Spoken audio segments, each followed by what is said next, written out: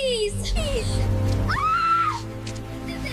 Oh, they buried my mom! A rain-soaked child appeared on Jefferson Avenue, screaming that her mother was buried alive underground, stopping a convoy of black armored SUVs dead in the rain. She didn't know she had flagged down Sergio Finucci, Detroit's most ruthless crime lord, but instead of driving away, he led his crew into the forest to dig her mother out before she suffocated.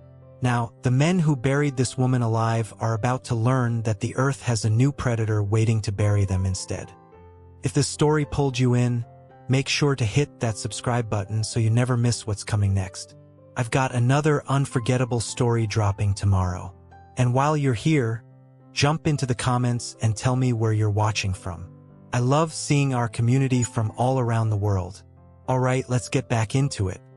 The rain came down hard that evening, hammering against cracked Detroit asphalt like the city itself was being punished. It swallowed the streetlights in sheets of gray water, turning headlights into useless halos that barely cut through the downpour. The air tasted of wet concrete and exhaust, cold enough to make breath visible even in late spring.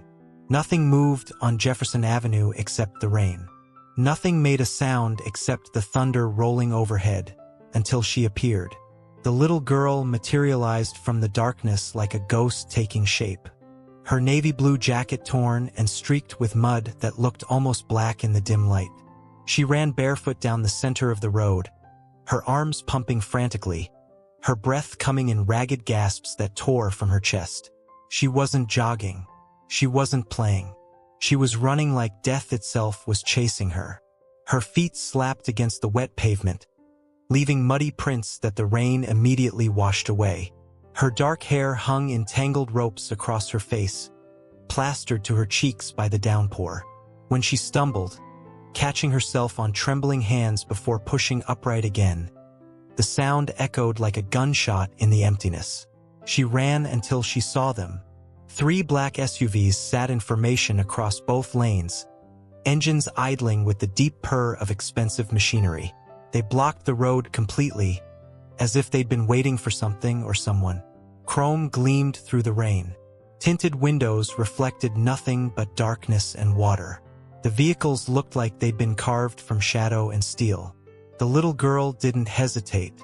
She didn't slow down. She ran straight toward them, her voice breaking the storm open. "Help!"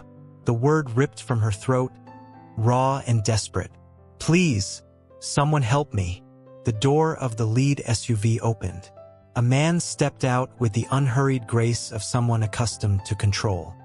He was tall, broad-shouldered, dressed in a black tailored suit with a black shirt beneath, no tie.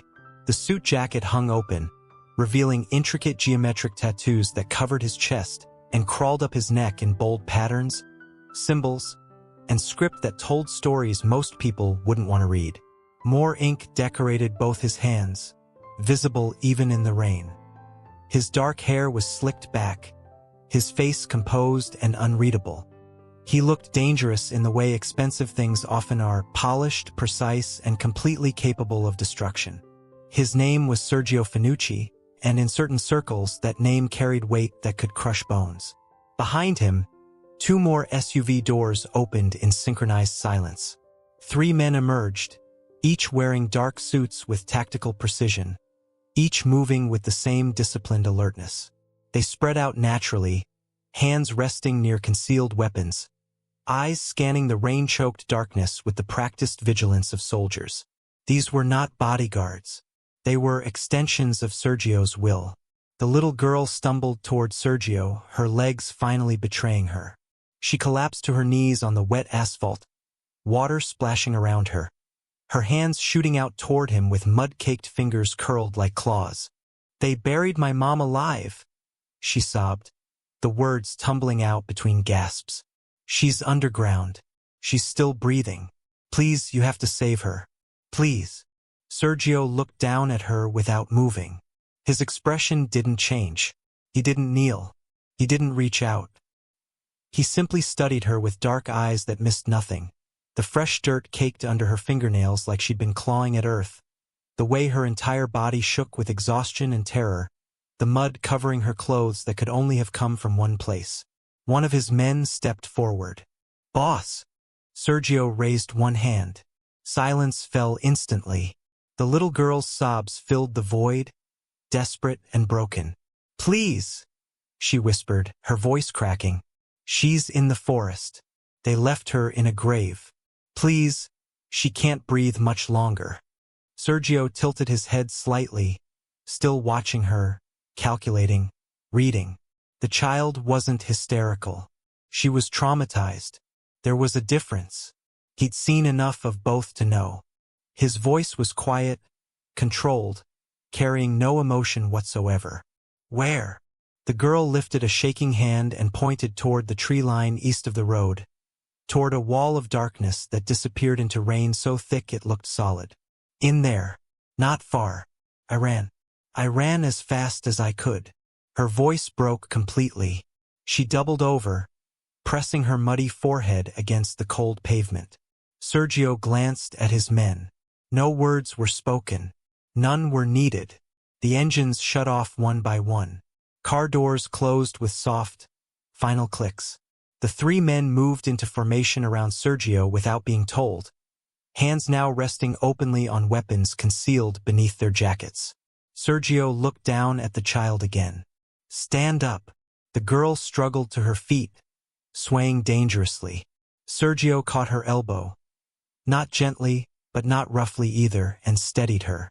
She stared up at him with wide, red-rimmed eyes that held more hope than any child should ever have to place in a stranger, especially a stranger like him. "You lead," Sergio said simply. "We follow." The girl nodded frantically, already turning toward the forest. She took 2 steps before her legs buckled again. This time, Sergio didn't wait. He lifted her effortlessly, settling her against his side with one arm. She weighed almost nothing. "Hold on," he said. Not a suggestion. Command. She wrapped her arms around his neck and buried her face against his shoulder.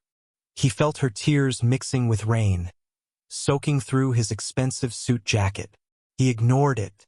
Sergio moved toward the tree line, his men falling into tactical formation around him. 1 ahead, 2 on the flanks. They entered the forest as a single unit, swallowed immediately by darkness and rain and the desperate race against suffocation. Now here's the question I want you to think about.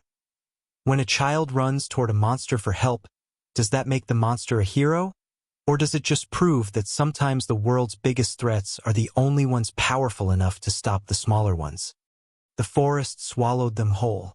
Rain drummed against the canopy overhead, turning the already dark woods into something ancient and merciless. Sergio's footsteps were silent despite his size, years of calculated movement making stealth a reflex even while carrying a terrified child. His men moved like shadows around him, weapons drawn, eyes sharp. Anna directed him with small gestures and whispered instructions, her voice breaking every few words. "Left here, past the fallen tree. She's in the clearing." Sergio adjusted his grip, keeping her secure against his chest. "How long ago?" "I don't know. Hours maybe. They made me watch." Anna's voice cracked. "They made me watch them dig and then they—" She couldn't finish. Sergio's jaw tightened, but his voice remained steady. "Your mother. What's her name?" "Vivian. Vivian Brink." The name hit Sergio like a physical blow, though his expression didn't change. Vivian Brink. He knew that name. Years ago, she'd worked in his estate. Quiet, efficient, never asked questions she shouldn't. He'd paid her well. She disappeared one day without explanation, and he'd assumed she'd found better work or left the city entirely. "Vivian Brink, who cleaned houses on the north side," Sergio said quietly. "She worked for me." Anna's grip tightened around his neck. "She told me about you. She said if anything bad ever happened, if we were ever in real danger, I should find you.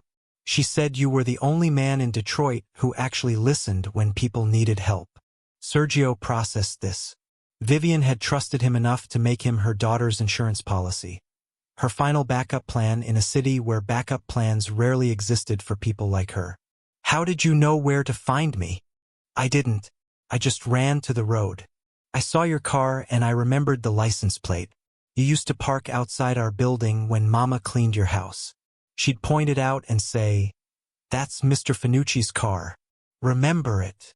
Smart woman, teaching her daughter to recognize power, to know who held real authority when authority mattered. One of Sergio's men, Marco, called back from ahead. "Boss, I've got disturbed earth. Fresh dig. 20 yards. Sergio's pulse didn't quicken. He'd trained that response out of himself years ago, but something cold settled in his chest. He set Anna down gently as they reached the clearing, keeping one hand on her shoulder. The grave was obvious. A rectangular patch of recently turned soil, darker than the surrounding ground, rain already pooling in the depression. No marker, no ceremony, just earth piled over a woman who'd witnessed something she shouldn't have. Sergio knelt beside the grave, pressing his palm against the wet soil. It was loose, hastily packed. Beneath it, if Vivian was still alive, she had minutes of air left. Maybe less. He looked at the mud caked under Anna's fingernails, the scrapes on her small hands. She tried to dig her mother out herself before running for help. "Marco, Dante, dig. Now." Sergio stood, his voice carrying absolute authority. "We have 5 minutes. Maybe less." His men didn't hesitate. Shovels appeared from tactical packs. Earth began flying. Anna grabbed Sergio's jacket with both hands, her face turned up toward his. "You believe me? You're really going to save her?" Sergio looked down at this brave, traumatized child who'd run through darkness and rain to find the one person her mother told her would listen. "I'm going to try." The shovels bit into wet earth with rhythmic precision. Marco and Dante worked in synchronized bursts, throwing soil to the sides in controlled arcs that wouldn't collapse the grave inward. Rain turned the displaced dirt into thick mud that splattered across their expensive suits. Neither man cared. Sergio positioned himself at the head of the grave, his tactical flashlight cutting through the darkness to illuminate their work. Anna stood pressed against his side, her small body trembling with cold and fear and desperate hope. She watched every shovelful of earth come up, counting them like prayers. "Faster," Sergio said quietly. Not a command born from panic, but from calculation. They were 4 feet down now. Standard shallow grave depth was 5 to 6 feet. If Vivian had been conscious when they buried her, she would have instinctively curled into a protective position, creating a small air pocket near her face. That pocket would be depleted by now. "Boss, I've got something," Dante called, his shovel scraping against fabric. Both men immediately switched to digging with their hands, clearing soil with controlled urgency. Anna made a sound halfway between a sob and a prayer. "Mama!" Sergio pulled her back gently but firmly. "Let them work." Vivian Brink's body emerged from the earth like something being born in reverse. Her face was turned to the side, caked with mud, lips slightly parted. Marco cleared the dirt from around her head and neck while Dante worked on freeing her torso. She wore what had once been a white blouse, now brown with soil and something darker that might have been blood. "Pulse," Marco said. His fingers pressed against her mud-covered throat. His face remained professionally neutral, but his eyes told Sergio everything. "Weak, barely there. She's hypothermic and oxygen-deprived." Sergio had seen enough death to recognize its approach. Vivian's skin had taken on a grayish cast, her breathing so shallow it was nearly invisible. They'd reached her in time, but time was a relative concept when someone had been buried alive for hours. "Get her out. Clear her airway. Prep the medical kit." Sergio's commands came rapid and precise. His men moved with practiced efficiency, lifting Vivian's limp body from the grave with surprising gentleness. Dante immediately began clearing mud from her nose and mouth, while Marco retrieved emergency medical supplies from his tactical pack. Anna tried to run to her mother, but Sergio held her shoulder. "Not yet. Let them help her first." "Is she alive?" "Please, is she?" "She's alive." Sergio kept his voice level, factual. No false hope, but no unnecessary fear. But she needs immediate care. Vivian's chest rose slightly, a shallow intake of breath that was more reflex than consciousness. Marco wrapped her in a thermal blanket from the kit while Dante checked her vitals with the efficiency of someone who'd done battlefield triage. "We need to move her now," Dante said, meeting Sergio's eyes. "She won't last long in this condition." Sergio pulled out his phone, rain streaming down the screen as he typed a single message to his private medical team. Emergency extraction. Forest clearing, East Jefferson. Critical condition. 5 minutes. The reply came instantly, en route. Sergio looked down at Anna, who stared at her mother's still form with eyes too old for her face. "Your mother is strong. She held on this long. She'll hold on longer." Anna nodded, wanting desperately to believe him. "Because you came. Because I found you. Because she taught you who to run to when it mattered." Sergio lifted Vivian himself, cradling her mud-covered body like she weighed nothing. "Now we run again." The medical team arrived in an unmarked van, headlights cutting through the rain as Sergio carried Vivian's unconscious body toward the road. Each step triggered memories he'd spent 15 years burying deeper than any grave. Lucia had been 8 when they took her. The same age Anna was now. The same desperate fear in her eyes that Sergio saw reflected in this child running beside him, clutching her mother's muddy hand. His sister had believed in him absolutely. Big brother Sergio, who was going to make something of himself, who promised to get them out of the tenements, who swore nothing bad would ever touch their family again. She'd believed right up until the moment Victor Castellano's crew snatched her off the street in broad daylight. The ransom call came 3 hours later. $50,000. An impossible sum for a 22-year-old trying to build territory with nothing but ambition and violence. Sergio had begged, borrowed, and bled for that money, calling in every favor, making promises that would take years to fulfill. He'd gotten $43,000 together in 18 hours. It wasn't enough. They'd sent Lucia back in pieces. Sergio handed Vivian to the lead medic, a woman named Chun who asked no questions and expected no answers. She began working immediately, checking vitals, establishing an 4-line, calling out medical terminology to her assistant with clinical precision. Anna tried to climb into the van after her mother, but Sergio caught her gently. "They need space to work. You'll ride with me." "But she needs doctors who know what they're doing. Let them do it." Anna's face crumpled, but she nodded, allowing Sergio to guide her to his SUV. Marco took the wheel while Dante rode in the medical van. The convoy moved through Detroit's empty streets like a funeral procession. Lights off, sirens silent. In the back seat, Anna stared at Sergio with eyes that had seen too much. "Have you ever saved someone before? Someone who was dying?" The question landed like a blade between ribs. Sergio's mind conjured the image of Lucia's small body in that alley, the way her hand had still been warm when he found her, the cruel mathematics of being 10 minutes too late. "No," Sergio said quietly. Honesty felt important in this moment, though he didn't fully understand why.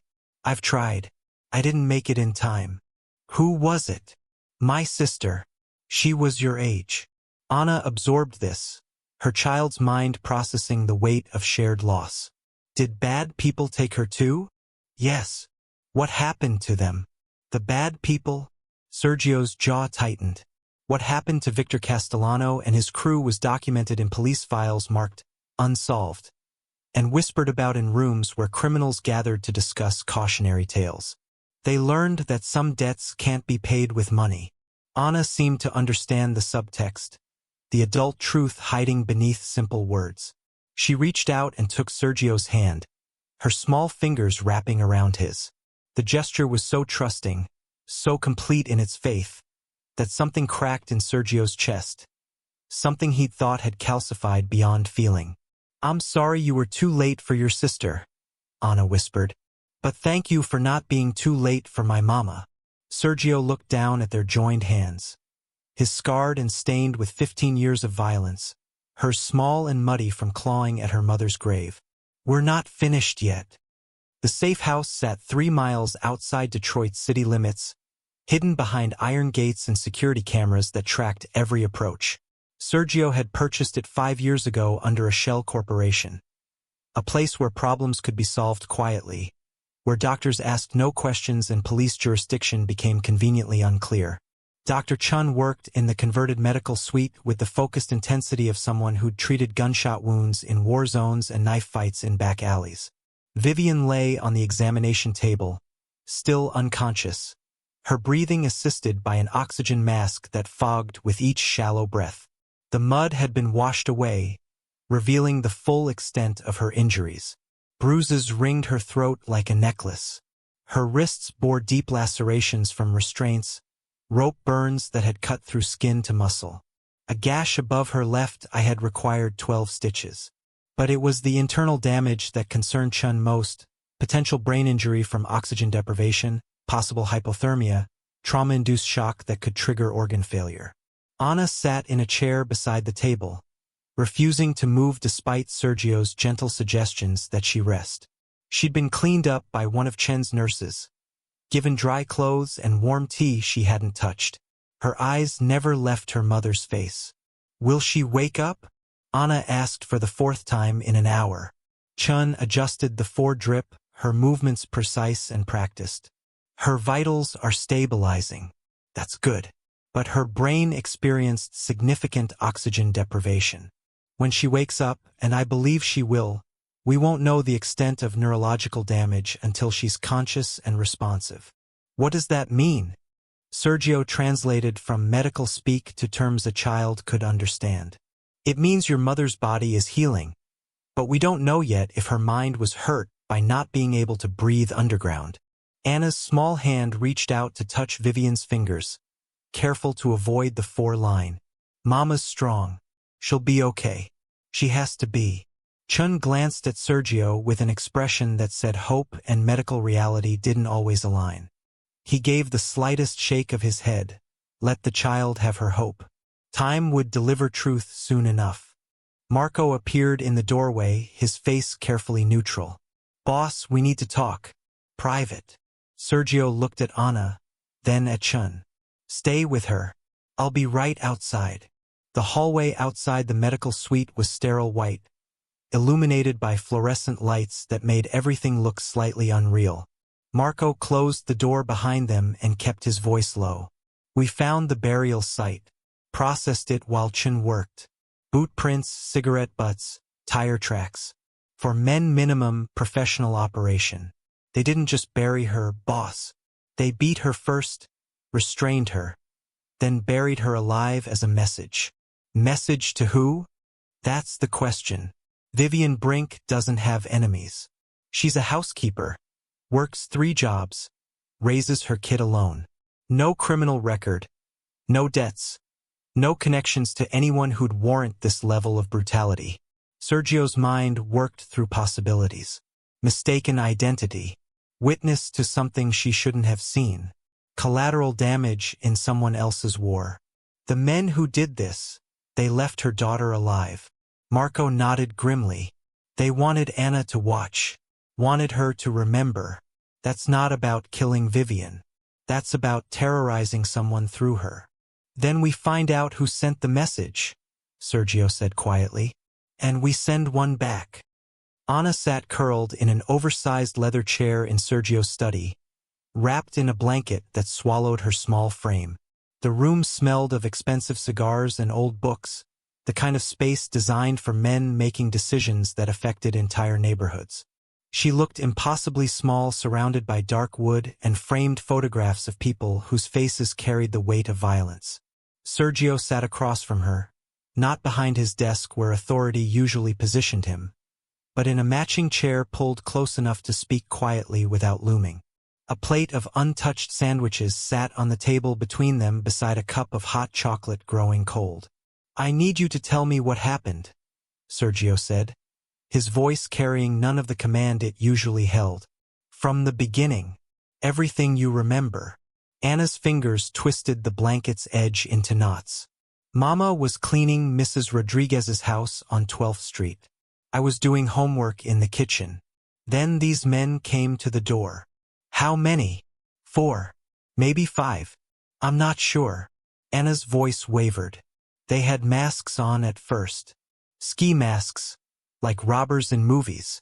Sergio pulled out a small notebook, the kind detectives used. His pen moved across the page in neat shorthand.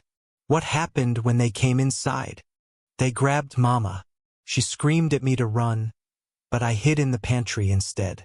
I watched through the crack in the door. Tears started sliding down Anna's cheeks. They hit her. One of them punched her in the face and she fell down. Then they tied her hands with rope and put tape over her mouth. Did they say why? Did they say anything about what they wanted? Anna nodded, her voice dropping to a whisper. One of them said, "Victor sends his regards.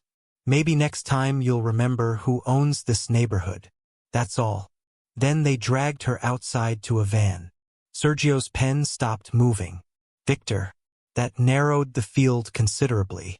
Detroit had 3 Victors with enough muscle to order something this brutal: Victor Castellano, Victor Chun, Victor Reyes. All mid-level operators trying to expand territory through intimidation. They took you too? Not at first. They started to leave, but then one of them saw me hiding. He laughed and said, "Bring the kid. Let her watch what happens to snitches." Anna's whole body shook now. They threw me in the van with Mama. We drove to the forest. Sergio gave her a moment, watching her gather courage to continue. What did they look like? You said they had masks. They took them off when we got to the woods. One of them had a snake tattoo on his arm. Anna touched her own forearm, indicating placement. Right here. The snake was eating its own tail. And another one had a scar across his eyebrow. It was thick, like someone cut him bad. Marco, standing silently near the door, pulled out his phone and began scrolling through a database of known associates and enforcers. What else do you remember about them? Anna's voice went flat, emotionless. The way trauma sometimes manifested in children forced to narrate horror. They made Mama get in the hole they dug. She was crying through the tape. I was screaming. They laughed. One of them said, "Shut up, kid, or you're next." Then they started shoveling dirt on top of her. Sergio's jaw tightened almost imperceptibly. Did they say anything else? Anything about who sent them or why? The one with the snake tattoo kept saying "message sent," "message received," while they buried her. Like it was funny. Anna's eyes met Sergio's, and in them burned something older than childhood, pure, concentrated hatred. They laughed the whole time, even when Mama's hand was sticking up through the dirt, trying to dig out. They just laughed and kept shoveling. Marco's phone chimed softly. He looked at the screen, then at Sergio. His expression said everything. "I know who they are, boss." Marco spread surveillance photographs across Sergio's desk like a dealer revealing a winning hand. For faces stared up from the glossy prints, captured by traffic cameras, security feeds, and informant snapshots over the past 6 months. Carlos Snake Mendez. Marco tapped the first photo. 28, 2 priors for aggravated assault. Known enforcer for Victor Castellano's crew. Works collections and intimidation. He pointed to the distinctive Ouroboros tattoo visible on the man's forearm. Anna's description matches perfectly. Sergio studied the face. Hard eyes, cruel mouth, the kind of man who enjoyed his work too much. Tommy Reeves, Marco continued, indicating the second photograph. Scar across the left eyebrow from a bar fight in '09. He's Castellano's muscle. Handles the jobs that require more violence than brains. The remaining 2 photographs showed younger men, both in their early 20s, both carrying the desperate edge of criminals still proving themselves worthy of bigger scores. Jackie Torres and Miles Bennett. New additions to Castellano's payroll, brought in from Chicago last month when he started expanding operations eastward. Marco pulled out a map of Detroit, marked with colored pins indicating territorial control. Castellano's been pushing into neutral zones for 3 months. Small businesses, protection rackets, loan sharking. He's testing boundaries. Sergio's eyes moved across the map. The neutral zones sat between his territory and Castellano's established holdings, a buffer that had kept an uneasy peace for 5 years. Breaking that peace meant Castellano either felt strong enough to challenge Sergio directly, or desperate enough to take the risk. Vivian Brink worked as a housekeeper for City Councilman Richard Morrison, Marco said, pulling up another file. Morrison's been blocking Castellano's attempts to get zoning permits for 3 gambling operations. 2 weeks ago, Vivian was cleaning Morrison's home office when Castellano showed up for an unscheduled meeting. She witnessed a payoff. According to our source inside Morrison's detail, yes. Cash in a briefcase, surveillance cameras conveniently offline, privacy guaranteed. Except nobody counted on the housekeeper working late. Marco's expression hardened. Castellano saw her. She saw him. He let her leave that night, probably figured she was too scared to talk. But yesterday, Morrison suddenly changed his vote on the zoning permits. Castellano got nervous, Sergio said quietly. Decided to eliminate the loose end and send a message about witness cooperation. Our street contacts tracked the burial crew to a cabin near Rouge River. Abandoned hunting lodge, off the grid, the kind of place Castellano's people use for interrogations and wet work. Marco pulled up satellite imagery on his tablet. For heat signatures confirmed inside as of 20 minutes ago. They're celebrating, boss. Drinking, playing cards, laughing about today's work. Dante appeared in the doorway, tactical gear already strapped across his chest. Vehicles are ready. Full kit loaded. Marco briefed me on the layout. Sergio stood, his movement fluid and purposeful. He walked to a locked cabinet, entered a code, and removed a matte black pistol that had seen enough use to feel like an extension of his hand. Rules of engagement? Marco asked, though his tone suggested he already knew the answer. Sergio checked the weapons magazine, chambered around, and met his lieutenant's eyes. They buried a woman alive while her daughter watched. They laughed while doing it. There are no rules. And Castellano? After we finish with his crew, Victor and I are going to have a conversation about territorial boundaries and the consequences of crossing them. Sergio's voice carried the cold certainty of a man who'd made this calculation many times before. He sent a message. We're going to send one back that he'll actually understand. The cabin sat in complete darkness except for golden light bleeding through gaps in the shuttered windows. Laughter carried across the clearing, rough male voices celebrating a job well done. Inside, 4 men played poker around a battered table covered with beer bottles and cash. Sergio approached from the tree line with Marco and Dante flanking him, moving through shadow like predators who'd spent lifetimes hunting. No conversation, no hand signals needed. They'd done this before, the silent communication of men who trusted each other with violence. The cabin had one entrance, no back exit visible from their position. Sloppy. These men felt safe out here, isolated from consequences, protected by distance and Castellano's reputation. They'd buried a woman alive this morning, and now they were drinking to celebrate their handiwork. That safety was about to be corrected. Sergio didn't knock. He kicked the door with enough force to tear it off rusted hinges, the wood exploding inward in a shower of splinters. The sound detonated through the cabin like a flashbang. 4 men lunged for weapons. Guns on the table, tucked in waistbands, propped against walls. None of them made it. Sergio's pistol was already raised, trained on the man with the snake tattoo. Don't. The single word carried more threat than a shouted command. Carlos froze, his hand inches from a revolver on the table. The other 3 men, Tommy with his scarred eyebrow, Jackie, and Miles, went statue still, their hands visible, their faces cycling through shock to recognition to fear. Marco and Dante entered behind Sergio, weapons covering the room's angles with tactical precision. The door hung crooked on one hinge, rain and wind pushing into the cabin's warmth. Finucci, Carlos breathed, his voice cracking slightly on the name. Every street operator in Detroit knew that face, that reputation. Listen, man. This is a misunderstanding. Sit down.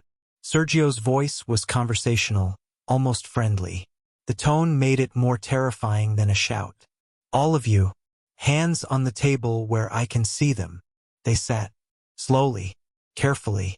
For men who'd felt invincible 6 hours ago, now calculating survival odds that were dropping by the second. Sergio walked to the table, his footsteps the only sound besides rain hammering the roof. He looked at the scattered cards, the money, the half-empty bottles. His eyes settled on Carlos. Tell me what you did today. Carlos's throat worked. We don't know what you're talking about. Sergio picked up a beer bottle, examined the label with apparent interest, then smashed it against the table's edge. Glass exploded. Beer foamed across cards and cash. The jagged bottle neck remained in his hand, catching lamplight like a promise. Let me help your memory. You buried a woman named Vivian Brink in the forest east of Jefferson Avenue. You made her 8-year-old daughter watch. You laughed while you did it. Sergio's tone never changed, still conversational, still almost friendly. Ring any bells? Tommy's face went white. That was just business, man. Orders from Castellano. She saw something she shouldn't have. We were sending a message. You sent a message, Sergio agreed. He set the broken bottle down carefully, almost gently. Now I'm going to send one back, and you 4 are going to deliver it personally.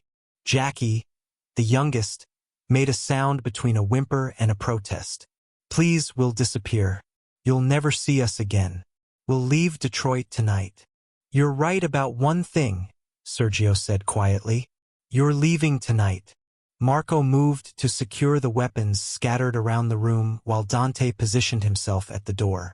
Outside, an engine approached, backup arriving right on schedule.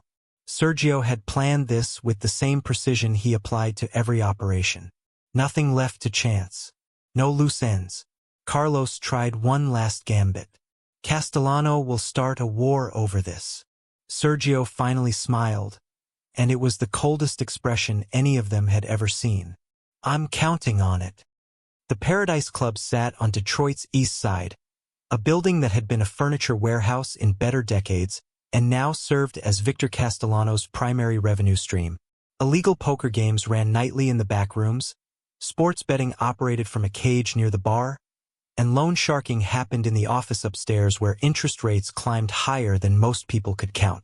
Sergio walked through the front entrance at 2 a.m. like he owned the place. Marco and Dante followed, along with 6 additional men whose presence announced this wasn't a social call.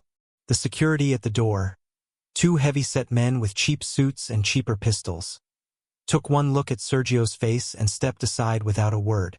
Inside, cigarette smoke hung thick enough to taste. Poker tables were scattered throughout the main floor, dealers working their shifts while players hunched over cards and chips. Conversations died table by table as Sergio walked through, recognition spreading like a virus. Sergio Finucci didn't make house calls unless houses were about to burn. The man behind the bar reached for something under the counter, probably a shotgun or alarm button. Dante was faster, his weapon appearing in his hand with practiced ease. Don't. The bartender's hand froze, then retreated. Smart man. Victor Castellano emerged from the upstairs office, alerted by the sudden silence below. He was a stocky man in his 40s, expensive watch and gold rings that announced success he hadn't quite earned. His face carried the bloated confidence of someone who'd climbed halfway up the ladder and mistaken it for the top. Finucci. Castellano descended the stairs with forced casualness. This is unexpected. You need something, you call. You don't just walk into a man's establishment like you walked into Vivian Brink's life? Sergio interrupted, his voice carrying across the silent room. Like your men walked into the forest with shovels and a woman who saw too much? Castellano's face went carefully neutral, but his eyes betrayed him. A flicker of recognition, then calculation. I don't know what you're talking about.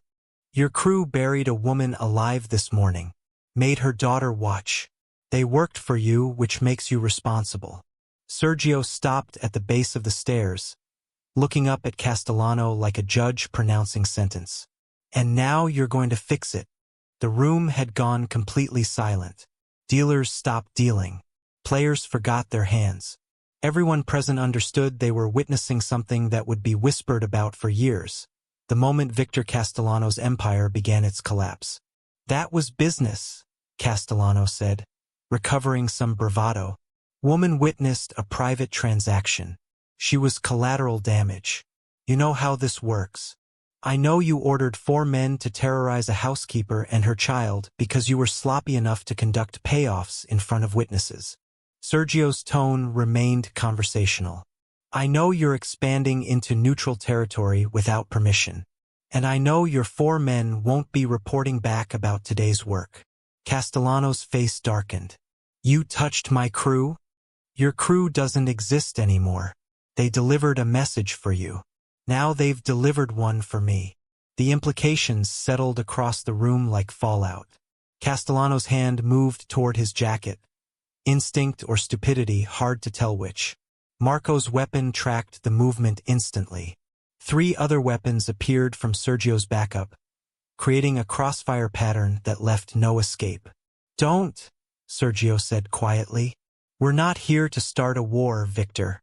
We're here to end one before it begins. Castellano's hand stopped moving. His eyes darted between the guns pointed at him, calculating odds that didn't favor survival. What do you want? Your expansion stops tonight. You pull back from neutral zones. You close this operation and leave Detroit within 72 hours. Sergio's words carried the finality of a closing door. You disappear quietly, and everyone pretends you retired to Florida or got religion or whatever story preserves your dignity. And if I refuse, then what happened to your burial crew happens to you, your lieutenants, and everyone who takes your money. Sergio took 1 step up the stairs. Just 1. I'll dismantle your operation piece by piece. Your dealers, your collectors, your protection rackets, gone. Your gambling dens will burn. Your loan books will disappear. And you'll watch it all happen before I decide what happens to you personally. Castellano tried to hold Sergio's gaze but couldn't. His eyes dropped first, and in that small surrender, everyone in the room saw his answer. 72 hours, Castellano said quietly. And Victor, Sergio's voice dropped even lower. If I hear about anyone asking questions about Vivian Brink or her daughter, if anyone even mentions their names in a room you used to control, I'll assume you broke our agreement. And I'll come find you wherever you run. Castellano nodded, beaten. Sergio turned and walked back through the silent club, his men following information. Behind them, Victor Castellano stood on his staircase watching his empire crumble because he'd made the fatal mistake of thinking a housekeeper and her child didn't matter enough to avenge. The Paradise Club would be empty by morning. Castellano would be gone by the weekend. And Vivian Brink could wake up knowing the men who buried her would never touch anyone again. 3 weeks later, the envelope arrived at Sergio's office by courier. Plain Manila. No return address. Postmarked from a city 200 miles north of Detroit. Inside was a single piece of construction paper folded carefully in half. Sergio opened it at his desk, the same desk where he'd planned territorial expansions and ordered retributions and made decisions that shaped Detroit's underworld. The paper was covered in crayon, purple and blue and yellow, with words written in a child's careful handwriting. Dear Mr. Finucci, Mama is better now. The doctors say she will be okay. We have a new apartment with 2 bedrooms and Mama got a job at a nice restaurant. I start school on Monday. Thank you for listening when I asked for help. You saved my Mama's life. Love, Anna. Below the words was a drawing. 2 stick figures holding hands, one tall and one small, standing beside what appeared to be a tree. Or maybe it was supposed to be a building. Children's drawings were always open to interpretation. Sergio read the letter 3 times, then carefully smoothed it flat on his desk. The crayon strokes were uneven, some letters backwards, the kind of imperfection that came from hands still learning to write. But the message was clear enough. You listened. Those two words carried more weight than threats from rivals or promises from allies. A child had run through darkness and rain to find him, had trusted him when she had no reason to trust anyone, and he'd proven that trust wasn't misplaced. Marco appeared in the doorway with files that needed review, then paused when he saw the letter on Sergio's desk. From the girl. Yes. How's the mother? Recovering. They're settled in Grand Rapids under new identities. Vivian Martinez now. Works restaurant management, decent salary, benefits. Anna's enrolled in a good school district. Sergio had memorized the details from Dr. Chen's final report. No complications from the burial. Some scarring on her wrists, nightmares that are getting less frequent. But she's alive. Marco nodded, understanding what wasn't being said. Alive was a victory when the alternative had been suffocation in a shallow grave. Castellano's gone, Marco reported. Confirmed sighting in Arizona yesterday. He's staying gone. Word on the street is he tells people he retired to focus on legitimate business ventures. Good. His old territory's being absorbed by smaller operators. No one's trying to fill his shoes. Message was received. Sergio picked up the letter again, studying the stick figure drawing. The tall figure, presumably him, had been given a suit and tie rendered in careful black crayon. The small figure wore what might have been a dress or might have been a very long shirt. He'd failed Lucia.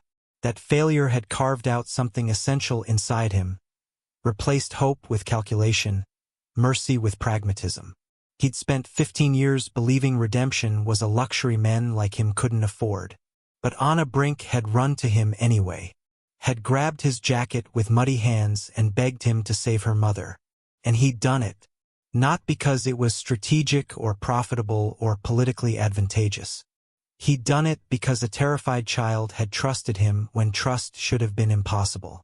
Sergio opened his desk drawer and placed the letter inside, next to the only photograph he kept of Lucia. 8 years old, missing her front teeth, smiling at a camera before the world taught her that smiles could be dangerous. You couldn't save me, Sergio imagined his sister saying. But you saved them. Maybe that counts for something. Maybe it did. Marco cleared his throat softly. The files, boss. Sergio closed the drawer. Leave them. I'll review them later. After Marco left, Sergio sat alone in his office surrounded by the architecture of power he'd built from violence and fear. Outside his windows, Detroit continued its endless cycle. Deals being made, debts being paid, territories being defended. But in a city 200 miles north, a little girl was starting school on Monday. Her mother was alive to see it. And somewhere in the complicated mathematics of redemption, maybe that balanced at least one small piece of the darkness Sergio carried. He couldn't erase what he was or undo what he'd done. But when it mattered, when a child ran through rain begging for mercy, he'd chosen to listen. That had to count for something. The letter stayed in his drawer, proof that monsters could choose differently when children asked for help. And sometimes, when the nightmares about Lucia woke him at 3 a.m., Sergio would remember Anna's muddy hands grabbing his jacket and her voice breaking as she said, "They buried my mama alive." He'd listened then. He'd acted. And 2 lives continued because of it. In the end, maybe that was the only redemption men like him could ever claim. Not erasing the darkness, but choosing light when it was offered, even if the hands offering it were small and covered in grave dirt. The rain had stopped weeks ago, but Sergio would never forget the sound of it hammering Detroit's streets the night a child taught him that mercy wasn't weakness. It was the hardest choice powerful men could make. And sometimes it was the only choice that mattered. Thank you for staying with this story until the very end. If you've ever felt like your past defines you, remember this: redemption isn't about erasing what you've done. It's about choosing differently when it matters most. Sometimes the bravest thing we can do is listen when someone asks for help, even when we think we're too broken to save anyone. Sergio couldn't change his past, but he could change Anna's future. And that's the lesson. You don't need to be perfect to make a difference. You just need to show up when someone needs you. If this story moved you, if you believe that even the darkest hearts can choose light when a child reaches out in desperation, hit that subscribe button and drop a comment telling me where you're watching from. Share this story with someone who needs to remember that their worst moments don't have to define their next choice. Because here's the truth YouTube won't tell you. The world doesn't need more perfect heroes. It needs more broken people willing to do the right thing anyway. It needs people who'll stop when everyone else drives past. People who'll listen when a desperate voice cuts through the rain. Sergio lost his sister and spent 15 years becoming a monster to survive. But when Anna grabbed his jacket with muddy hands, he remembered something he'd buried deeper than any grave. That power without mercy is just violence, and strength without compassion is just cruelty. You have that same choice every single day. When someone asks for help, you can turn away or you can listen. When you see injustice, you can stay silent or you speak up. When a child, literal or metaphorical, runs to you in desperation, you can close the door or you can open it. Anna Brink taught Detroit's most feared crime lord that redemption isn't impossible. It's just expensive. Costs pride, safety, convenience, and sometimes everything you've built. But the alternative, living with the knowledge that you had the power to save someone and chose not to, that cost is higher. So here's my question for you. When your moment comes, when someone runs toward you through the rain begging for help, what will you choose? Will you drive past like everyone else? Or will you be the one who stops? Leave your answer in the comments. Tell me where you're watching from. And if this story reminded you that broken people can still do beautiful things, share it with someone who needs that reminder today.